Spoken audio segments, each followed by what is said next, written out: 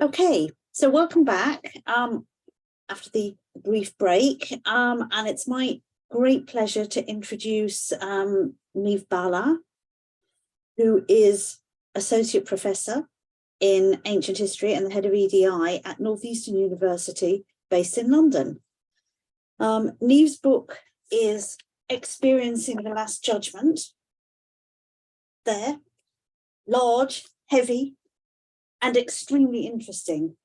Niamh's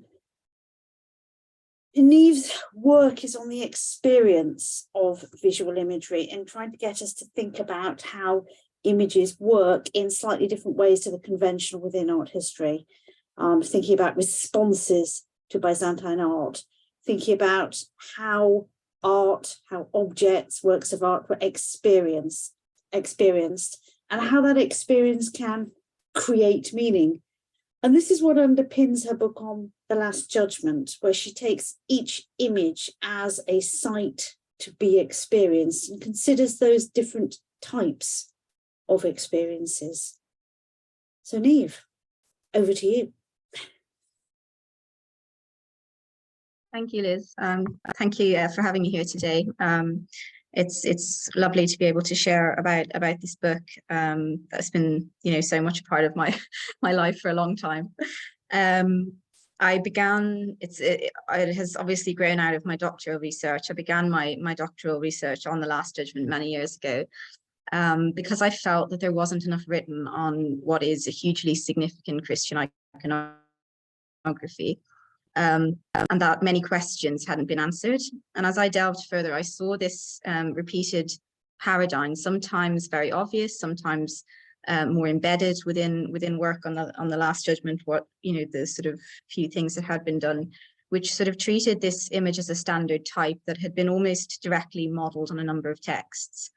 The image itself was treated like a text that could be read, with meaning extracted, as though it was some sort of visual theological treatise, and that the visual motifs could be decoded for meaning using the iconographic method. And I felt that it was a hugely reductive approach to both the images, but also eschatological texts, where in Byzantium, there's a sort of a dearth of systematic sort of doctrine pertaining to the eschaton, and you find instead hugely experiential texts as well, which are very often connected to the communities that created them, to specific communities. And I feel the same about these images. So the more I looked at the images in situ, I realized that this paradigm was slightly at odds with the extant images. So the monograph that has eventually resulted, 3 lots of maternity leave later, from my doctoral research aims to destabilize this paradigm, to destabilize traditional understandings of the image of the Last Judgement as the standard type or as a didactic text that was merely intended to convey information and instill fear. And central to challenging an assumption that underpins a lot of this research is this idea that there was a sort of a flat image in Constantinople that was copied everywhere else.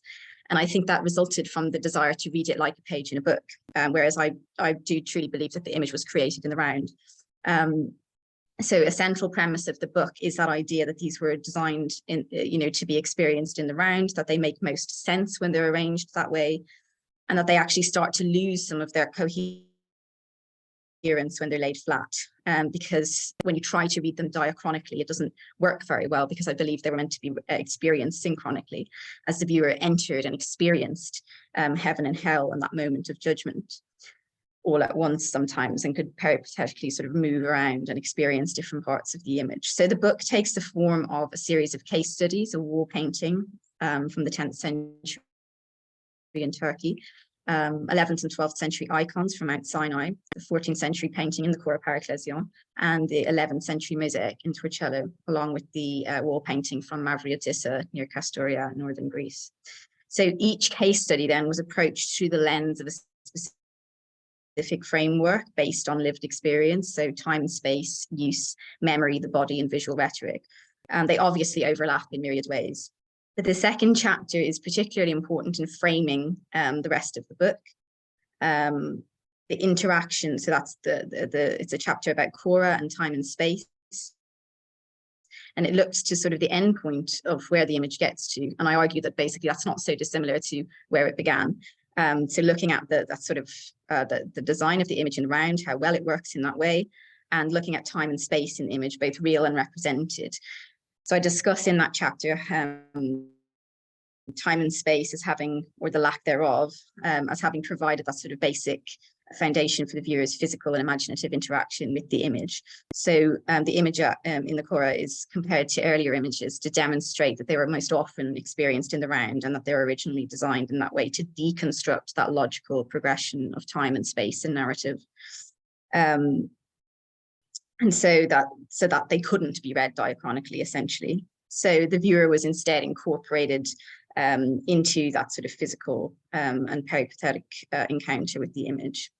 That's followed then by going back to some of the earliest imagery. Chapter 3 looks at the iconography of a 10th century image from Yelena in Cappadocia.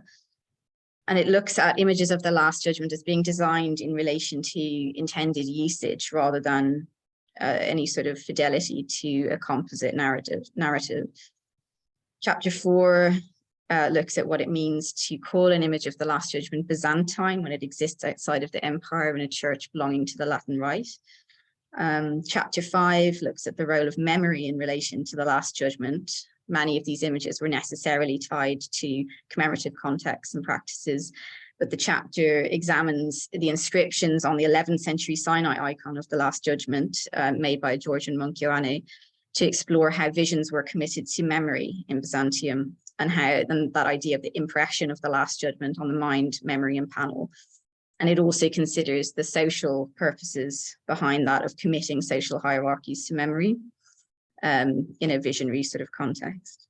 So that's chapter 5. Chapter 6 looks at the interaction between the body of the viewer and this plethora of bodies, which the Last Judgment is all of these different types of bodies, and what is that intersection between the lived body of the viewer and all of those bodies on the wall. And it looks at the sort of that vacillation between being subject and object, and which I think you see in relation to other Byzantine images as well, monumental images. So sort of delving into that. And then the final chapter looks at visual rhetoric of the image, taking rhetoric as being the art of persuasion. This image clearly from the few texts that do survive, which describe viewers, Byzantine viewers interacting with these images, it's obviously seen as being a very persuasive image. And so I consider the visual mechanics of that. A shared persuasive nature is explored in that chapter as being central to that common Byzantine analogy between word and image, but I look beyond that comparison to the points where it necessarily breaks down to think about visual rhetoric.